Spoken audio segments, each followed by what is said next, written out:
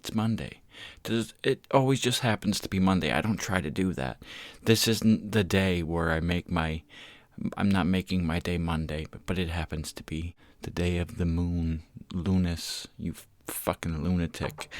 Painted for a little bit today, got that job done, so now, I don't know, I'm on God's good graces until the next job comes along. However, last night had a great group read through of A Midsummer Night's Dream with like 12 other people.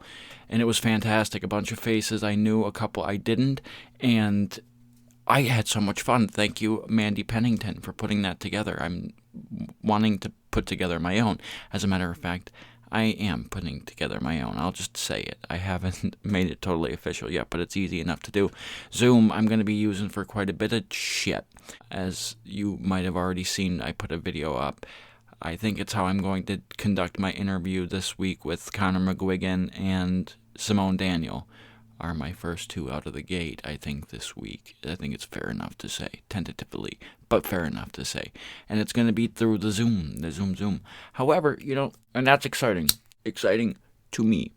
But content-wise, I've been thinking. So we are sitting here, and things aren't getting any better. They're getting way worse. I had a friend that I was speaking to. There are lines to get into the grocery stores. They're only letting so many people in at a time. Home Depot, the doors were locked. So the things that I had been seeing, on the news elsewhere in the world is in my backyard. And that is pretty intimidating and pretty scary. And everyone that I have seen out and about has been wearing their masks. My father made his own mask. He's so cute. Out of a coffee filter and a rubber band and staples, and it came out very, very good. He was proud of himself. I was proud of him. I thought he should have added something, a metal piece. I kept on saying, I have all this crafting shit. Let me just put a little metal piece right there, and you'll be the cock of the walk. All your buddies at work will think So all of his city buddies would think like, oh, hey, how clever, how smart, because they are obviously making them wear masks, especially in the line of work he does. We wear them painting sometimes anyway, the M90 or whatever, those specific ones. We already wear those when we're painting or when we're sanding and there's dust in the air. So I'm well acquainted with those. We're getting more and more, it's getting realer and realer, obviously. As I've known this, and I'm sure most of you have known this, but there are some people out there who were like, I don't know, is it? Well, it is.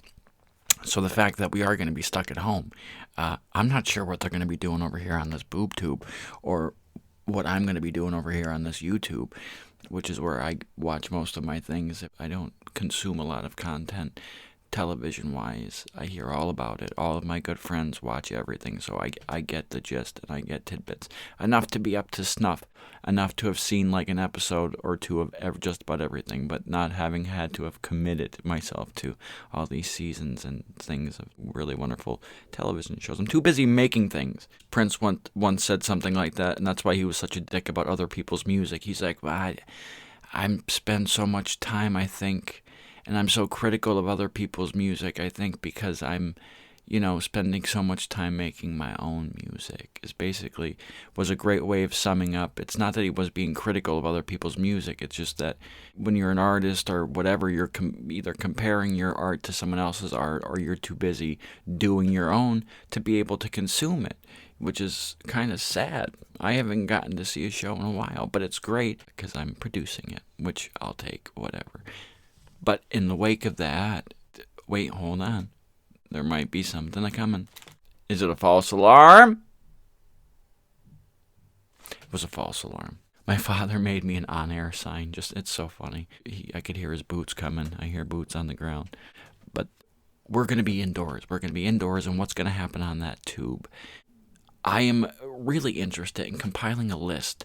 I don't know about 100. 100 is crazy. And we've all seen those fucking TV shows. 100 are the greatest films of all time. I don't want to do that. I want it to be the films, and not even just 100 underdogs. 100 of the films you must see because of.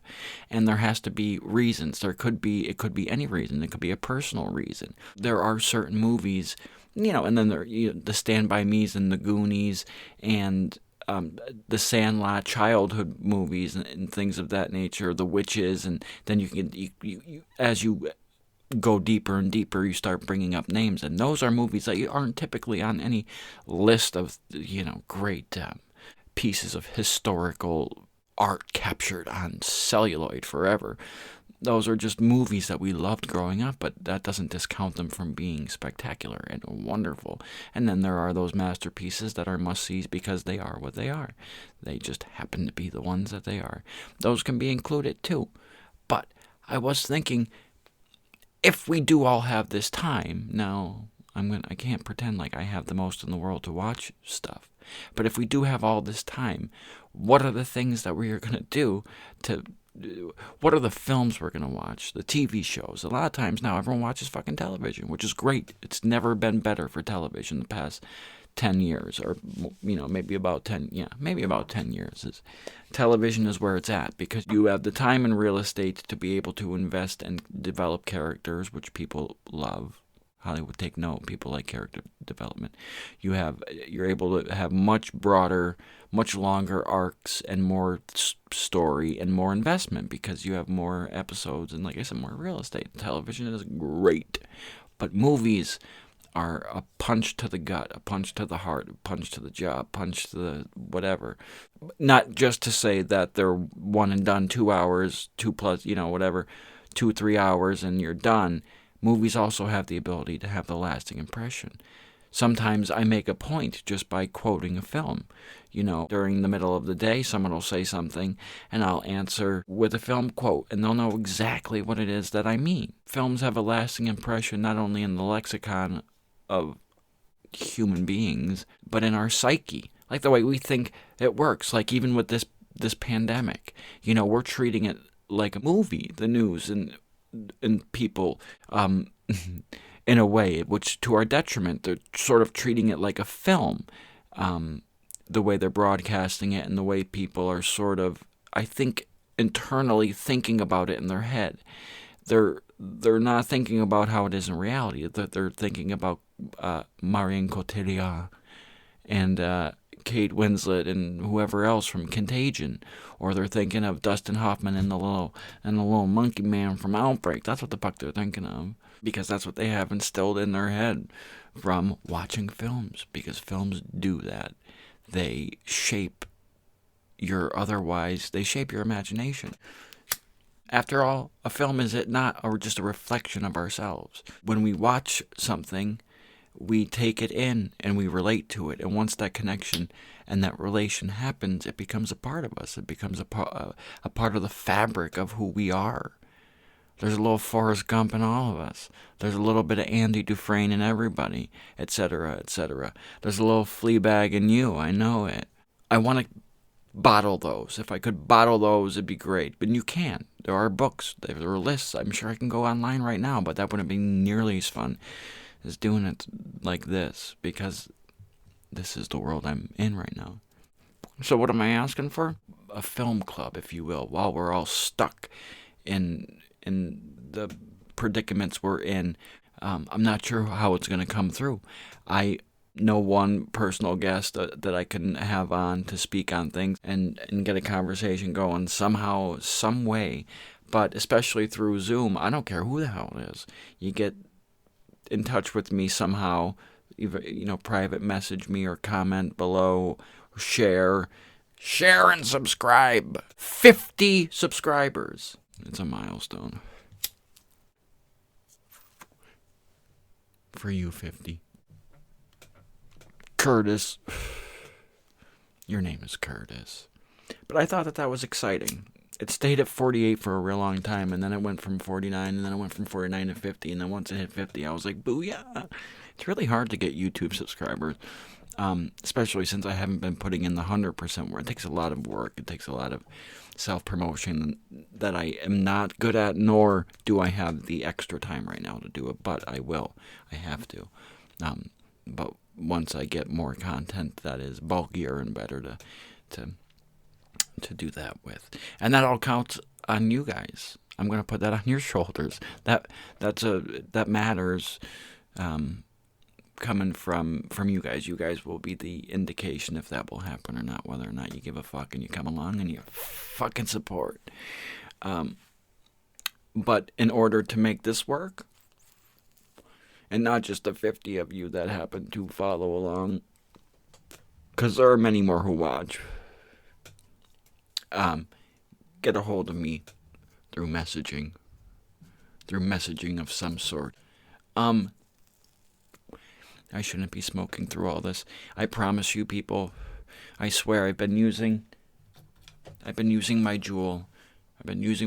I've been trying. I've been doing pretty good, but when I podcast and when I do certain other things, I'm pretty bad. I do smoke. I smoke more often than other times, and I'm trying to be mindful of it. It's difficult. Don't do it. Thank God that we literally are a dying breed. Not many people start. There are a lot of vapors. A lot of fucking weird vapors. I don't get it. I don't. Who gives a shit? I don't want to get too far off a subject. The only thing I wanted to say is I want to try this out. I'm going to take this angle for a couple days, especially with the guys and the gals I'm going to be interviewing this week. So stay tuned. At some point, Connor McGuigan and Simone Daniel will be zooming it, and I'll be putting those up and out and for the world, and we'll keep this discussion a-rolling. But otherwise, until then, thank you again for being out there. Stay safe, stay healthy, wash your fucking hands, wear your masks, or better yet, just don't go anywhere. There's a line to get into the grocery store anyhow. And don't forget that time is fleeting. And it's worth just loving each other until we hate each other. But then get right back to loving. Thanks. Have a good day.